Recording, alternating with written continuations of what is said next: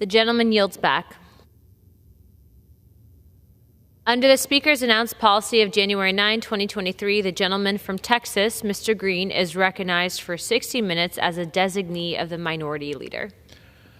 Thank you, Madam Speaker. Madam Speaker, and still I rise, and I rise as a proud descendant of the enslaved people who constructed the foundation upon which the greatness of America resides. They are the foundational mothers and fathers of this country. Today I rise, Madam Speaker, because I was accorded the preeminent privilege of speaking at the Georgetown University Law Center. And I was accorded this opportunity to talk about the conscious agenda. In so doing, my staff and I, did some research on Georgetown University, and we discovered some things that I'll share with you today. But first, I do want to thank the persons who made it possible for me to have this opportunity to speak today at Georgetown. I'd like to thank Juan Thomas, the chair of the ABA section of the Civil Rights and Social Justice entity. This is an entity that is associated with the American Bar Association, and they were hosting this event today. I'd like to thank Dean Trenner. He is the Executive Vice President of Georgetown University Law Center. I'd like to thank Professor of Law Elderman. He is a person who has, quite frankly, helped to set a course of conduct that has made a difference in the lives of many people at the institution. So today, Madam Speaker, I, having had this opportunity to visit Georgetown, would like to commend the university for what it has done, and I'd like to do so for things that persons ordinarily might not assume one would stand before the Congress, the country, if you will, and give such a commendation. I'm honored to do this because I think Georgetown University is the superb example of what an institution should do that has had some association with the institution of slavery.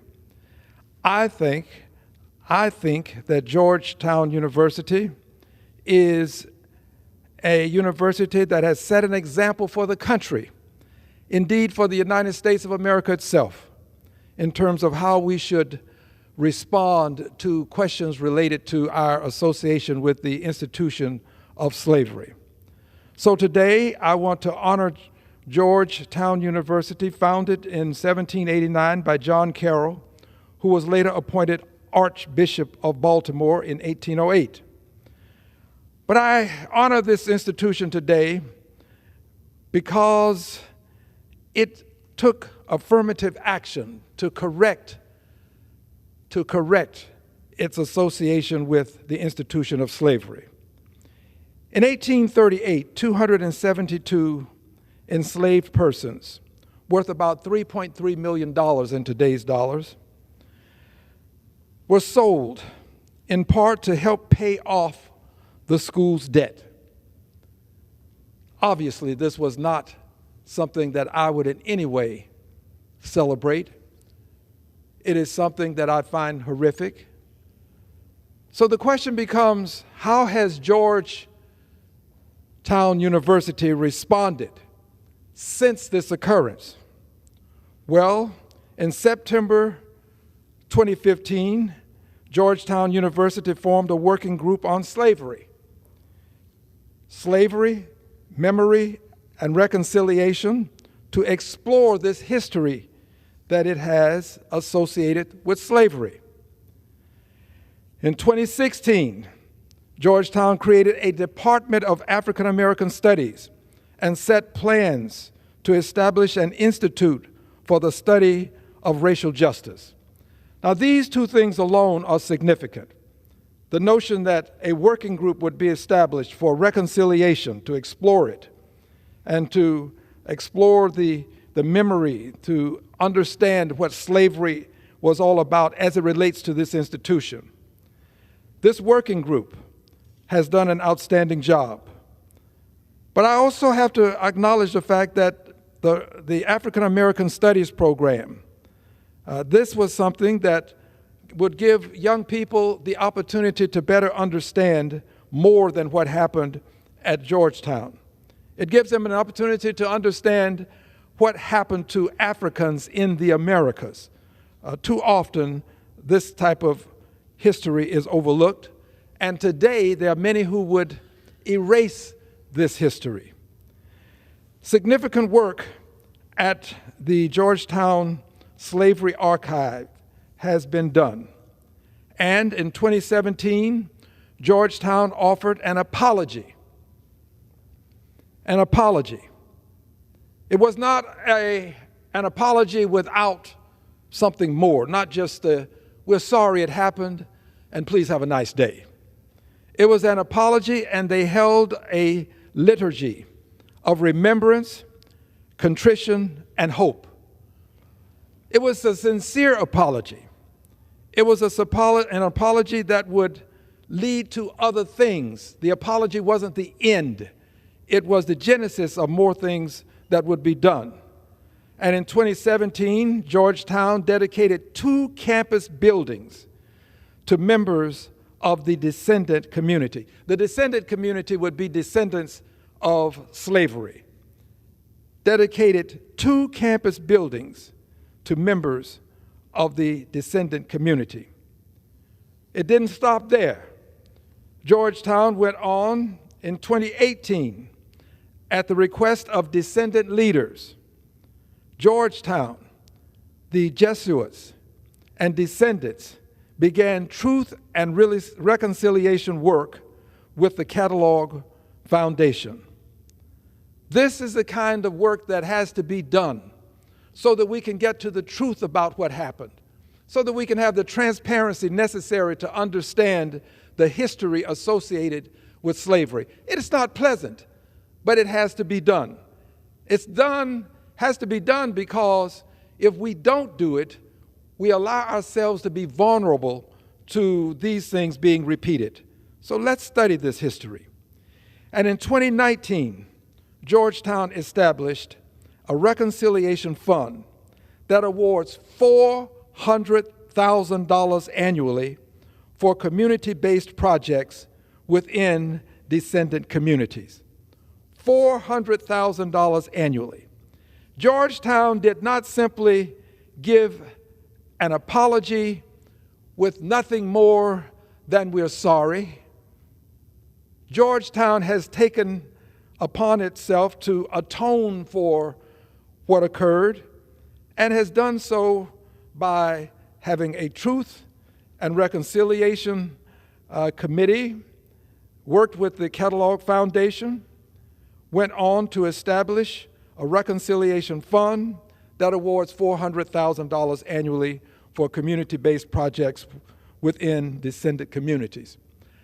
I think that Georgetown merits a special thank you, and I, as a member of Congress, intend to have a flag flown over the Capitol of the United States of America to be presented to Georgetown University for the way they have demonstrated that we can deal with the issue of slavery, demonstrated how to do this. They have been an exemplar of how to do it, and how to do it with a degree of credibility such that someone would come to the Congress of the United States of America, stand here, and pay tribute to what they have done to commemorate the lives of those who helped create the great America that we live in today. They were the foundational mothers and fathers of this country. They were the persons who labored, they planted the grains, harvested the crops, they constructed roads and bridges. The Capitol itself has benefited from their labor. This very facility that we're in has benefited from their labor. The Washington Monument benefited from their labor. The White House benefited from their labor. Their labor has made a difference. And I would have the country, the United States itself, follow the example of Georgetown University. Follow the example. Let's have the Truth and Justice Commission. We need it, that the truth has to be told. And let's have the study for reparations. There ought to be some compensation for centuries of unpaid labor, labor without recompense, labor without compensation. There ought to be some atonement by the government of the United States of America.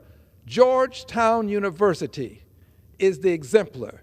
We should follow this example, and we should move expeditiously to correct, to the extent that it can be corrected, the injustice that was imposed upon human beings of African ancestry.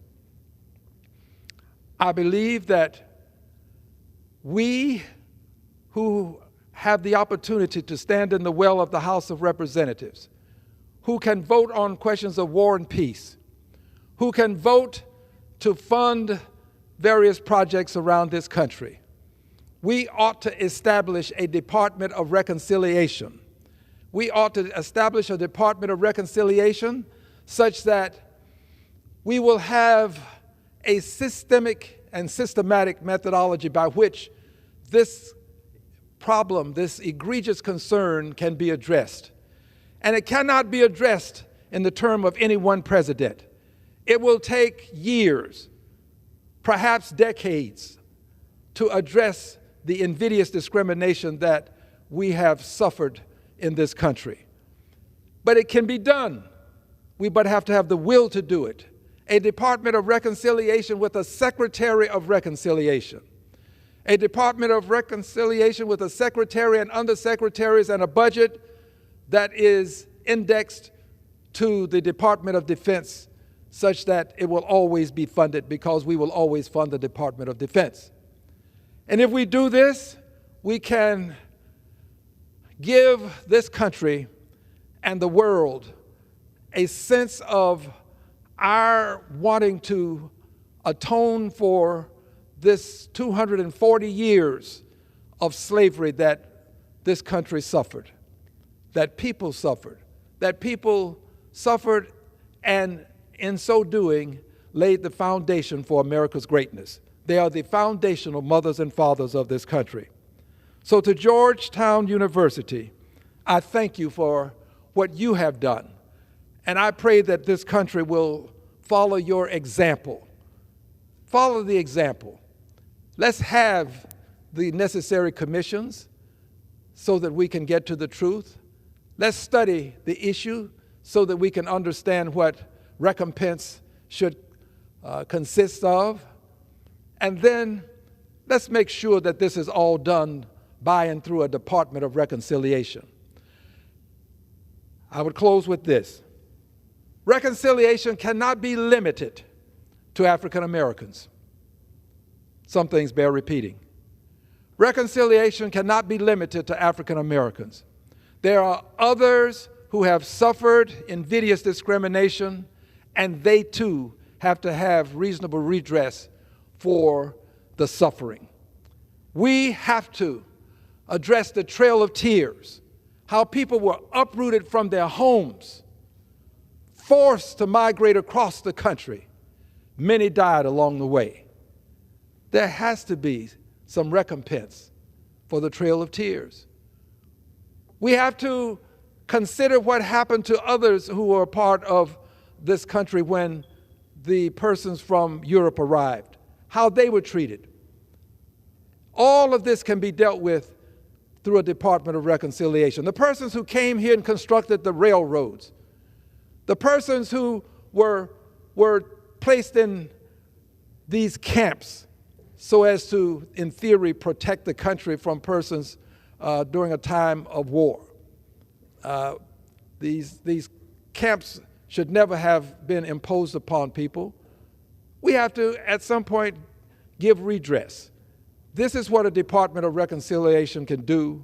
This is a great country, but the greatness of America has not been achieved until America provides a means for us to have reasonable redress for the invidious discrimination that was imposed upon people who meant us no harm, did us no harm, suffered, and in their suffering, America became the great country it is because they laid the foundation for America's greatness. They are the foundational mothers and fathers of this country. I thank you, and I yield back the balance of my time.